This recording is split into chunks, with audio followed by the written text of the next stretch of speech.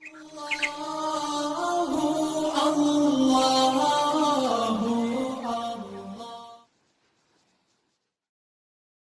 نے اپنے والدین کے زمانے میں سورہ یاسین کو بہت کثرت سے گھر میں پڑھتے ہوئے دیکھا ہے۔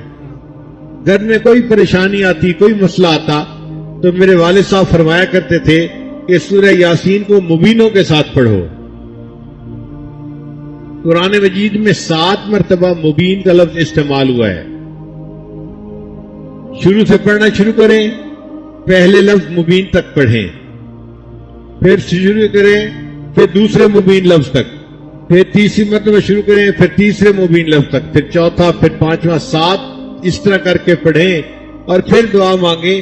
تو میرے والد صاحب فرمایا کرتے تھے کہ دعا قبول ہوتی ہے، اللہ تعالیٰ پریشانی کو دور کر دیتے ہیں۔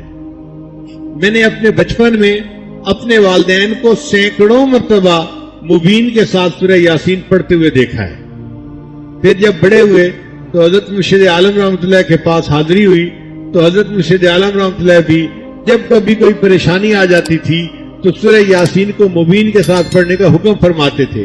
تو جو عمل والدین میں میں نے زندگی میں دیکھا تھا بچپن میں، اس کو جوانی میں اپنے شیخ کی زندگی میں بھی دیکھا۔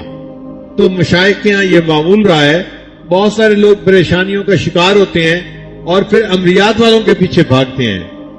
عملیات والوں کے پیچھے جانے کی ضرورت نہیں، زندگی کی پریشانی کے لیے سورہ یاسین کو مبین کے ساتھ پڑھ لیا جائے تو کفایت کرتا ہے۔ بعض لوگ مل کے 40 مرتبہ سورہ یاسین پڑھ لیتے ہیں تو اللہ تعالیٰ اس کی وجہ سے بھی دعاؤں کو قبول فرما لیتے ہیں۔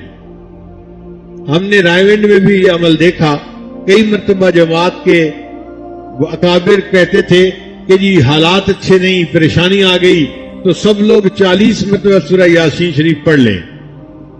تو 40 مرتبہ سورہ یاسین شریف پڑھ کے دعا مانگی جاتی تھی، اللہ تعالیٰ دعا قبول فرما لیتے تھے، حالات ٹھیک ہو جاتے تھے۔ تو یہ بزرگوں میں بہت کثرت کے ساتھ عمل ہے۔